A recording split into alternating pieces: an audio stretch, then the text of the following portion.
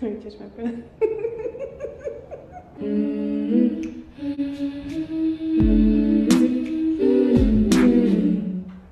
Hi guys, welcome back to another episode of the Chemically Imbalanced Black Girl Podcast. This podcast, if you're new here, this podcast is a collection of video and audio existential crisis thoughts from a chemically imbalanced black girl who just happens to be me. My name is Aria. If this is your first episode you're ever watching, thank you and welcome to the asylum. We're on episode 65 now. I told you guys I'm really trying hard to keep my promises. I told you guys that, I only needed a couple more episodes of audio to give you guys more video episodes, because as we all know, I'm using Elijah's equipment, so like I have to film and stuff when he's available, and also, laptop's still very broken, so we're fixing that soon, I promise. But thank you guys so much for being patient with me. Thank you so much for watching the videos that I put on YouTube. When I know I can't put out a lot of video episodes, I like to only put the audio ones on YouTube, so that way people can get used to going to YouTube to hear my voice or to see me. So when I do start collectively only putting out video episodes, you guys won't even, your first instinct won't be to jump to Spotify and Apple Podcasts. It'll be to watch on YouTube. And you guys did a damn thing. Both videos got over 100 views, and I love that. I only have about 200 something subscribers on YouTube, so that means the majority of you watched it, and I love that. Okay, my guitar just started fighting. For those of you who only, because I know some people have told me that they aren't YouTube video watchers. Some people are, that's just not their thing. That they'd rather just listen to something in the background while they're doing something. So for those of you who are specifically, hi Saya, for those of you who are specifically Spotify and just audio listeners, the two new videos, 63 and 64, will be out on Spotify and Apple Podcasts this weekend. So like this Sunday, as you guys are watching this. Also, for those of you who don't know, I got cats. So this is one of them. This is actually the most scaredy cat I have. Cloud's over there sniffing something. So all right, I guess you're in the episode. That's fine. But yeah, so I'm really excited to start giving you guys more video episodes. So we're gonna jump right into the topics, because I've had y'all. Let's just talk for a second. I've been so emotional lately, and I know you guys are like, when is this bitch not emotional? She's either mad, really happy, or just sad as fuck. And I don't know why. Like, it's just been an emotional couple weeks. This month, and there's my other child. It's just been an emotional couple weeks. Like this whole month of like June, I've just been like so sad, and I feel like if you're somebody like me, when I'm like just a little bit sad, I'm just like, no, that's not enough. Like you need to jump over the edge. Like you need to do something. You need to have somebody say something to you. You need to experience something that'll make you sad as fuck. Because we can't just be a little sad, right? That's like a you just can't be a little sad. It's like a coke fiend taking a little bit of coke and be like, I'm good for today. I'm good. No, you're not. You want the whole fucking fat ass bag. So that's how I am. I'm a fucking sad fiend. So whenever I get sad, I'm just like, what can we really do to dig this shit out, So yeah, that's how I've been all June. And it's not like anybody's done anything to me or anything bad happened. It's just I'm emotional. Does anybody know when retrograde happens? Because I feel like Mercury could walk up in that bitch. I do want to start off with an existential crisis thought I have. If you pop that balloon, Cloud, I'm gonna be so irritated. Don't. Stop. Because I was talking to my cousin. No, I was talking to my brother about this. Also, I'm sorry, say I didn't mean to do that.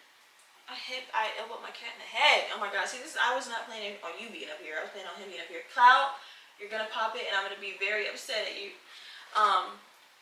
This is so ghetto. Y'all are, this is a lot. So, I was talking to my brother about something, which is the next topic, because we gotta talk about it. We gotta talk about it. Y'all probably already know what it is, but anyway. But this existential crisis thought, I don't know why, I was thinking about, so you guys know I have like the strongest love-hate relationship with the internet. And before I became like a content creator, like I really wasn't on the internet a lot. Like you guys know, I told you a bunch of times, I used to delete them all, and then like I would download them again to like see what's going on in like my high school group or like my family, see the like family drama and shit like that. But I've never really liked it because I don't like seeing how people think. Like I don't want to know how ignorant and like not educated and just like not smart or just like mean people are. I just don't like seeing that for free. Like I felt like I was torturing myself, right? So we all know that about me, that I really don't like the internet outside of creating this podcast. But I was talking to my brother about it, and we got on the topic of racism. That just happens to come up every time. Hi. And so I really feel like, and remind you, this is the existential crisis thought, so I was thinking about this while I was like high and panicking, okay? So just bear with me.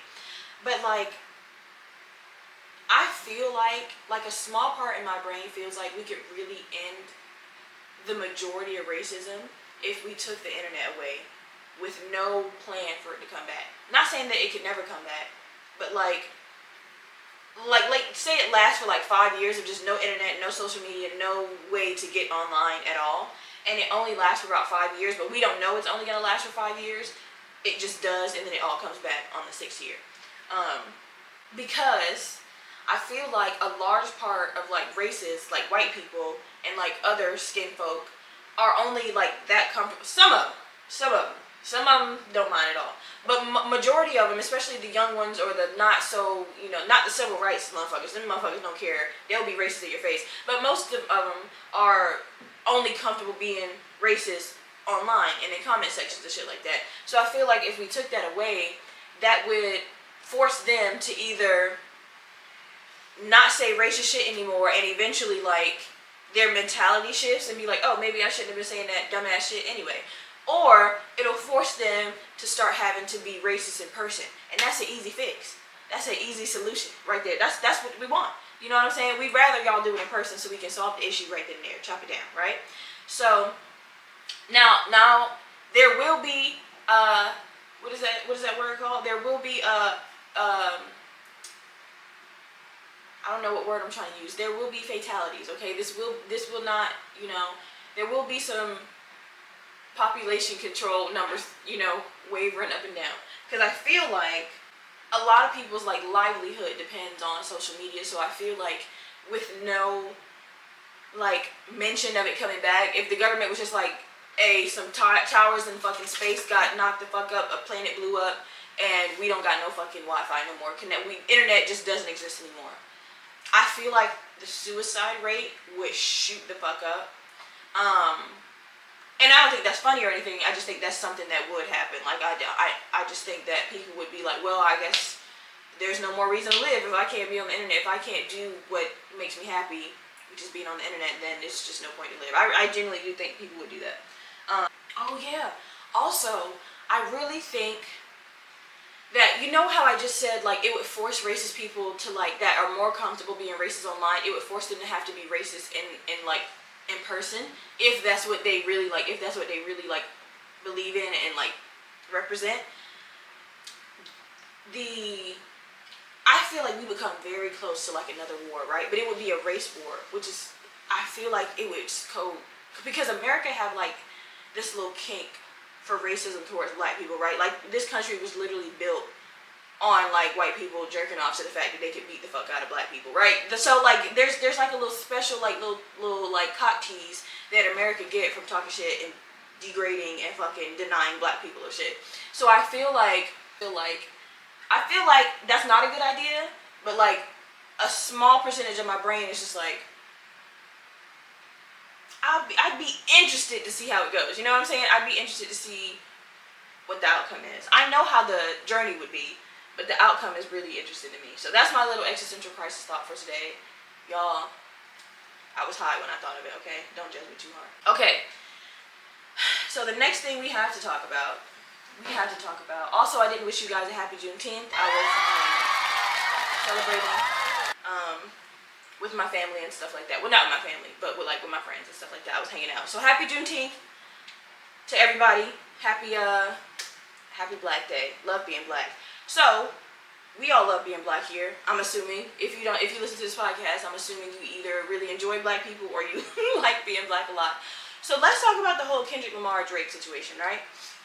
So if you're new to this podcast, I really don't like talking about famous people that much and like what they got going on, because that's just not my like niche. That's not my area of expertise, because I don't know shit, right? I'll be guessing the whole time, then it'd be wrong. And then people DM me like, oh, but you said this, and I'm like, girl, I didn't know. I don't know these fucking people. You know what I'm saying? I just don't want to have to deal with that. Also, I don't like to be loud or wrong. I like to talk about shit. Y'all know how I like to talk about shit after everybody already talked about it. You know what I'm saying? Because you can't talk about shit fresh because you don't know shit. You know, you just saying wrong shit loudly. I don't like that. And then to go back and look at you being wrong when the rest of the shit, you know, I'm just saying, I'm rambling, but y'all know what I mean. So I found out about this maybe a couple weeks ago. Because my brother called me. And I didn't know about the beef until my brother called me. He called me on June 10th. So I know Kendrick's Not Like Us came out in May, if I'm not mistaken. But the only reason I'm late is because my brother was late, okay? He didn't know about it until then, so I didn't know about it until then. My brother calls me at fucking 10 o'clock in the morning. I'm so sorry. He calls me at 10 o'clock in the morning, and this nigga is screaming, Shawn Michaels, nigga! Shawn fucking Michaels, nigga! In the phone, repeatedly over and over and over and over again.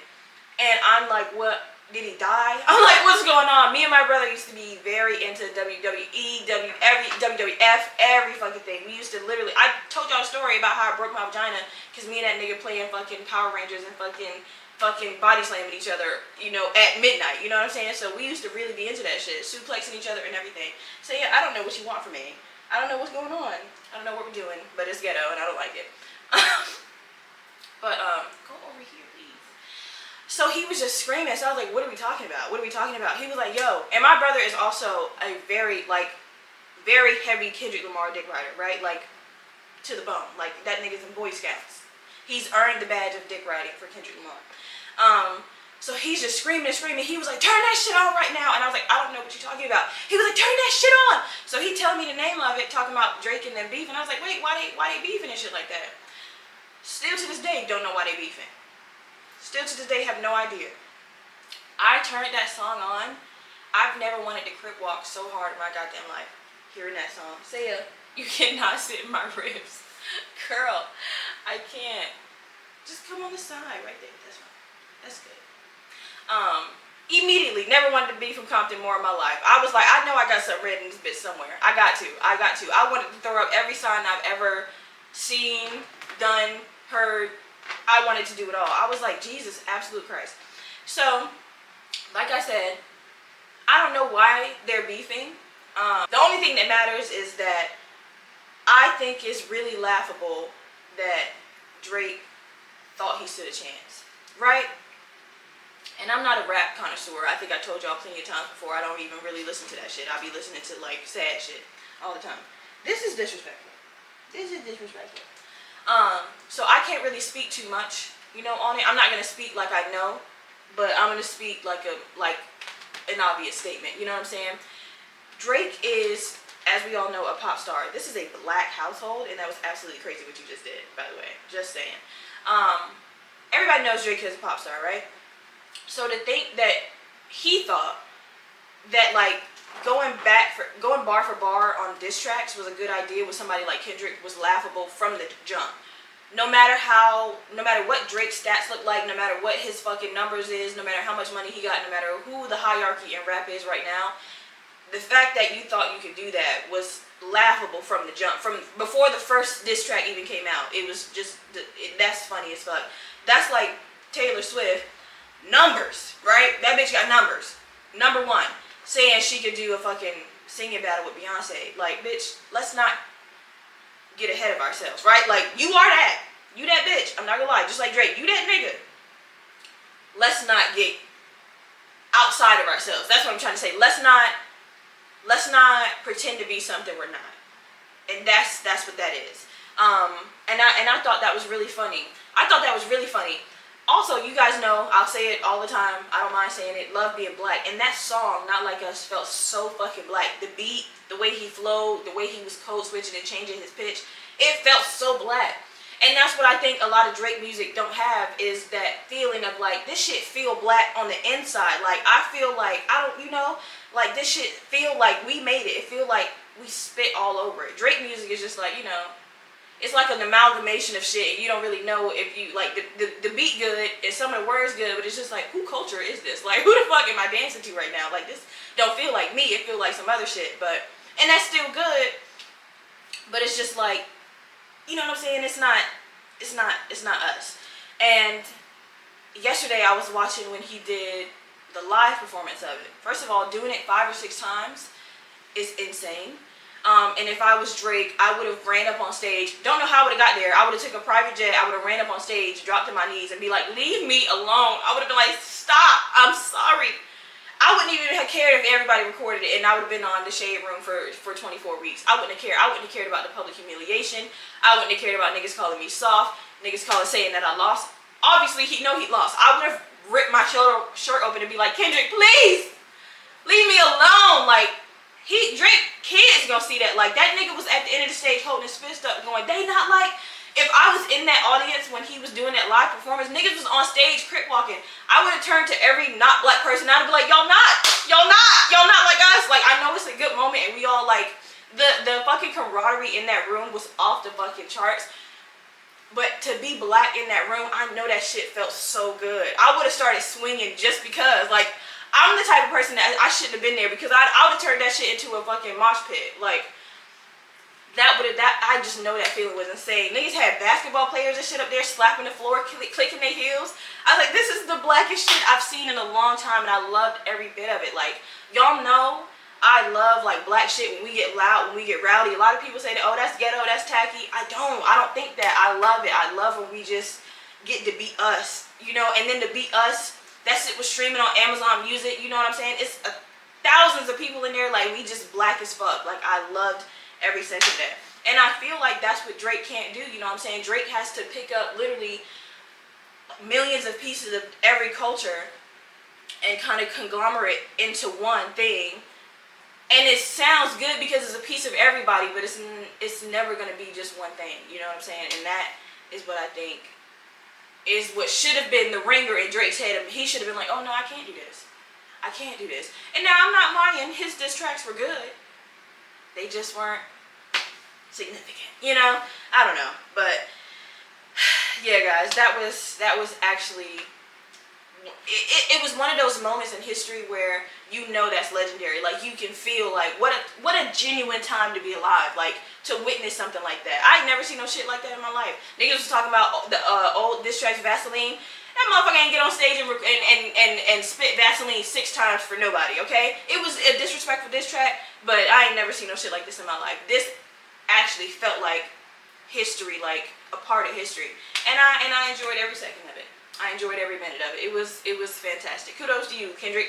And then with that nigga doing out Compton graduation, shaking niggas' hands and shit like that, like, he didn't just rip this nigga to shreds. Like, and then at the fucking live event, it's 30 niggas on stage, right? Crip walking and shit. He was like, we built all this shit on peace. Nigga, we heard the song. You just did it 6 times. That was the most disrespectful, carnage fucking diss track I've ever heard in my life. No, we didn't do it off peace. But I'm glad you think that. I'm glad that at the end of the day, peace is still the #1 thing on your mind. Because it definitely wasn't when you was writing that fucking track. Okay? Love it. Love it. I know he gained a lot of respect from a lot of people. Even if you don't fucking listen to Kendrick Lamar like me, I don't listen to neither one of them niggas, right? But I got a couple Kendricks in my phone. I'm not gonna lie. But I'm not like a, you know, I'm not like a turn that fucking Kendrick on. I'm not like that. I'd be lying if I say I was. But the respect that nigga has had to gain from so many people has to be astronomical. It has to be. How can you not? After this, how can you not? And this is another thing I want to talk about. I'm not gonna make this whole episode because I'm gonna end it right after this, but the people that are on Drake's side have to be like very sensitive to being hypnotized. You know what I'm saying? Like, they have to be like, I'm not saying that they're stupid, but their brain has to be like very like not strong enough to like, you know what I'm saying? It has to be like very susceptible to like, you know what I'm saying? Just like, I don't know what I'm trying to say, but like, people who defend Drake, first of all, y'all know I like Donald Glover, right? Well, Childish Gambino. Donald Glover kind of We talked about it.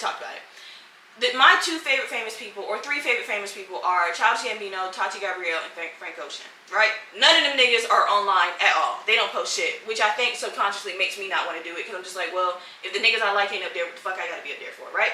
But we all know that those are the only three famous people that I really, really enjoy, and I call myself a fan of.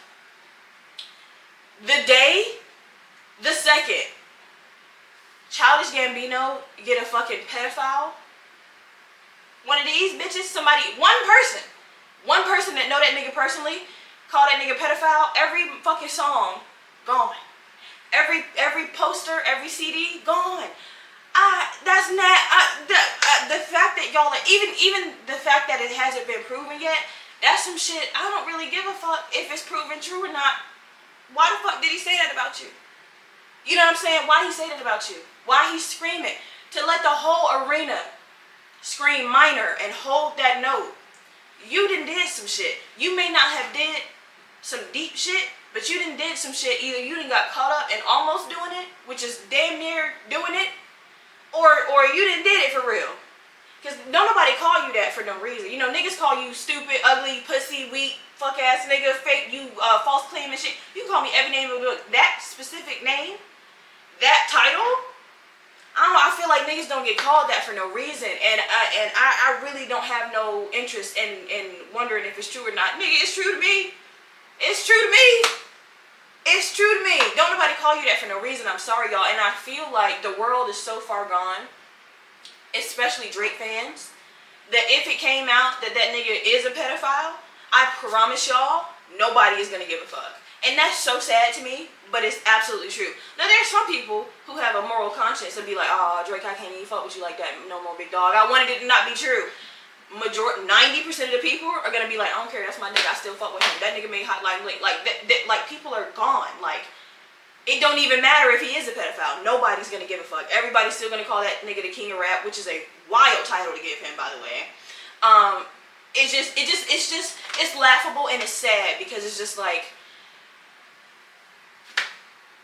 you know, that should be the number one thing that takes everything away from that nigga, and it's probably going to be the number one thing that pushes his career further, you know? Isn't that crazy? What a time we're living in. Anyway, that's my little Kendrick Drake breakdown for you guys. That's me not knowing shit about rap and just, you know, hearing shit through the grapevine.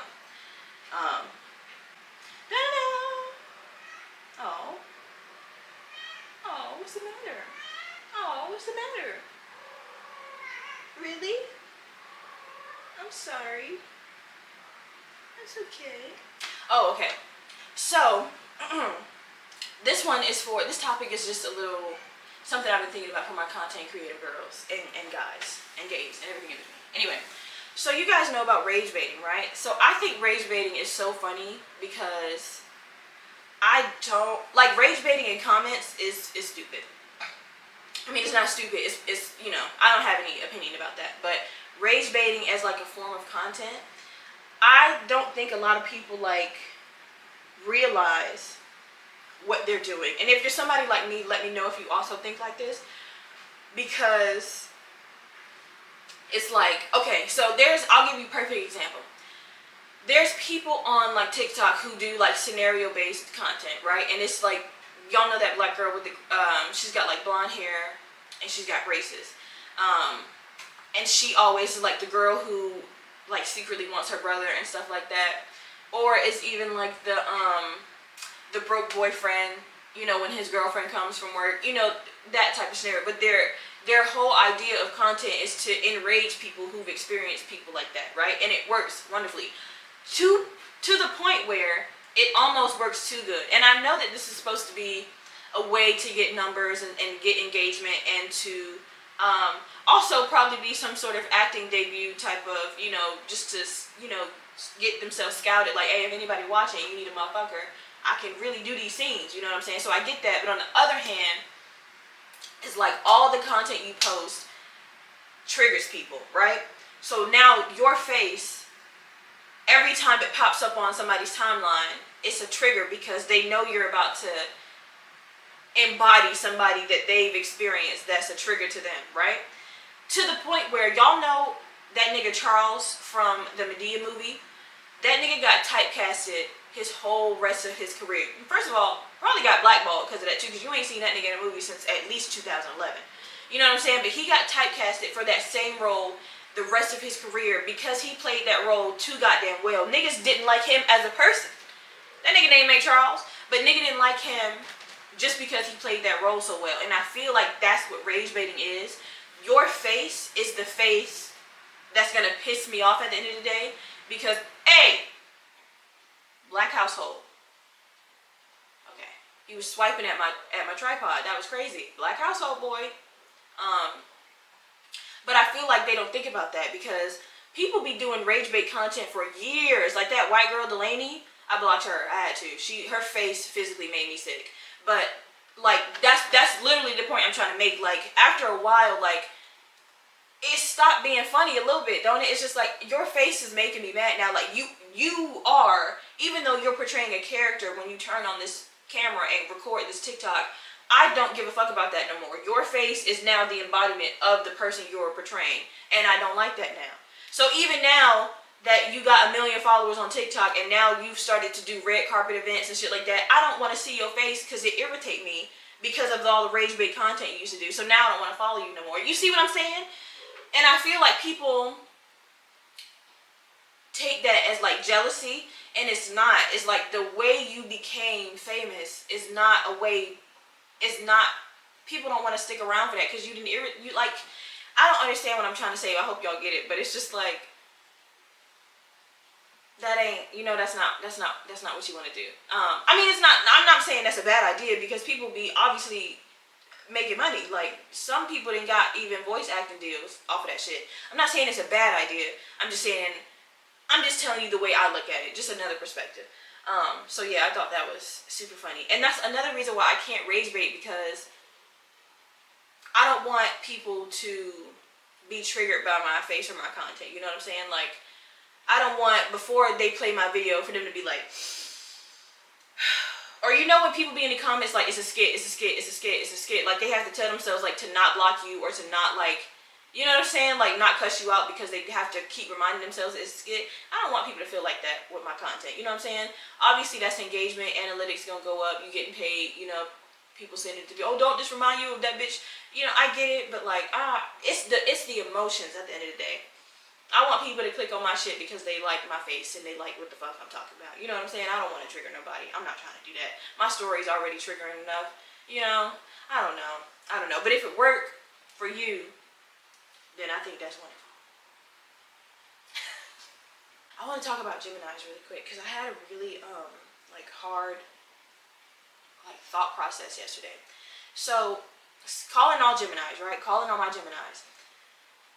Do y'all ever get like, because you know the number one thing Geminis get is that we got two personalities. Like, oh y'all crazy, like y'all got that flip shit. And I'm not denying that, right? I really do truly believe that there's some personality issues I do got going on inside, right? I've said that multiple times. I'm not afraid to admit it, okay? Now, do I think that's because I'm a Gemini? No. I think that's because of my chemical imbalance. But being a Gemini, you know, the stars align that way. I can't deny it, okay? I am what I is. But sometimes I get this really, really strong urge to just do violent shit, right? Like, unnecessarily. Elijah was like, what? But like, it's more than an intrusive thought. It's like somebody is literally like, do it, right? And I have to physically stop myself. I can give you multiple examples. One time I was getting off a plane, sweet old lady right in front of me. Something in me was like, punch the shit out of the back of her head. And I literally had to like massage my fist to not do it. I was like, what is going on? Also, other Geminis. In terms of revenge, do you guys feel like there's no limit? I'm not being funny. Like I'm really trying to talk to y'all about something. I'm chemically imbalanced, okay? We talking about scaredy cat. You can't do that. We're talking about, you know, like literal like emotions and shit like that. So if somebody does something to me that I deem like disrespectful or hurt my feelings, and I know, or they, you know, are mean to me, and I feel like I have to get my lick back or come back, or I have to do something back to that person, do y'all ever feel like there's no limit to that? Like, even if you do something, you be like, nah, I gotta keep going. I gotta do something else. Now I don't want to stop. You know? Now all I want to see you do is suffer. You know? I know that's a wild thing to say, but you know, only in terms of revenge. That means this person done something to you first. Okay? Not just because you willy-nilly like hurting people. I would never do nothing like that. Okay? But you know, somebody cheat on you, somebody hit you, somebody fucking any way you deem disrespected, somebody does that to you, and now all you want to do is like make sure they continuously suffer. I don't know. Do y'all feel like that?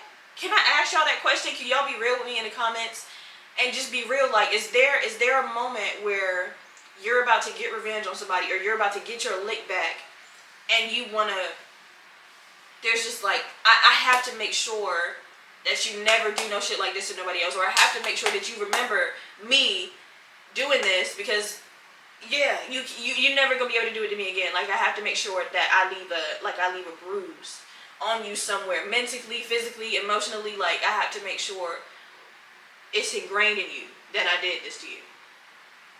Is that weird?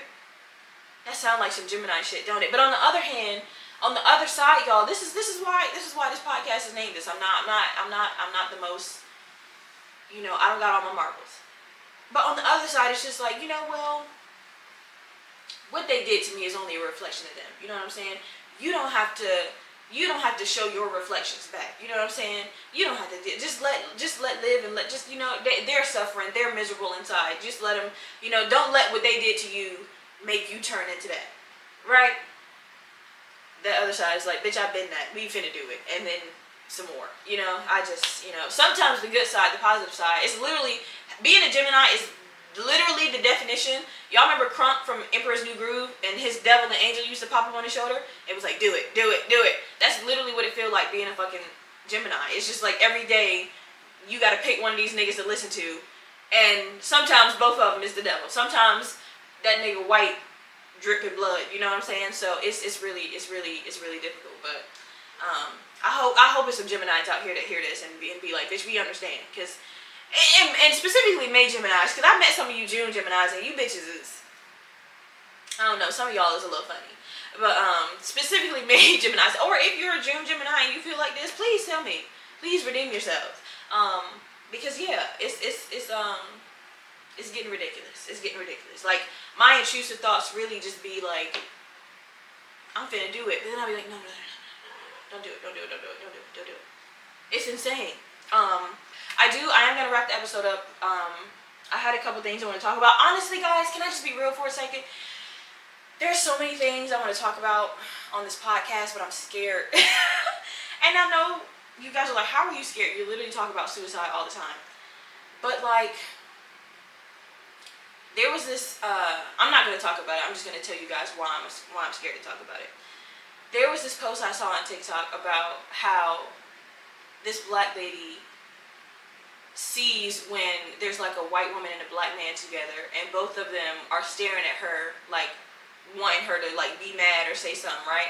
And black women, we've all experienced this. Like, when we see like black men with white women, they be glancing at us and shit. It's either like they want us to be like, it's either they're looking at us like ashamed, or they're looking at us trying to like be like, yeah, sir, we don't give a fuck.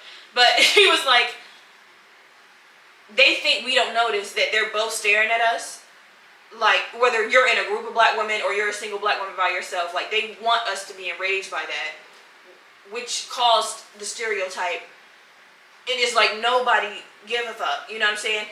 We tell y'all the specific reasons what we don't like about that. When y'all start being colorist and when y'all start disrespecting black women, that's literally all we said. Literally, love is love. We the gayest niggas, we literally believe in loving who you loving. It's just y'all, you know what I'm saying? It's like there's a little piece of that we said we don't like, and y'all took it, you know, give a nigga a rope, you want to be a cowboy. It's like we didn't say that. Y'all don't gotta look at us as if we about to, you know what I'm saying? It's shit like that I want to talk about, because I've experienced it in my life, in dating, in work, you know, and I want to give y'all like my opinions some of my opinions are strong as fuck, don't want to get canceled. You know what I'm saying? So there's some things that I won't talk about on this podcast, but I'll just feel personally, and that's fine. It's some things I won't even talk about on Patreon because I don't want to hurt anybody's feelings with my strong opinions. You know what I'm saying? So it's like one of those things that's just like, bitch, did you? Even though it's a topic to talk about, I feel like no benefit would come out of it except hurting somebody's feelings, and that's not what the fuck this podcast is about. So even though I feel strongly about some things, who cares? You know what I'm saying? That's the point I'm trying to make.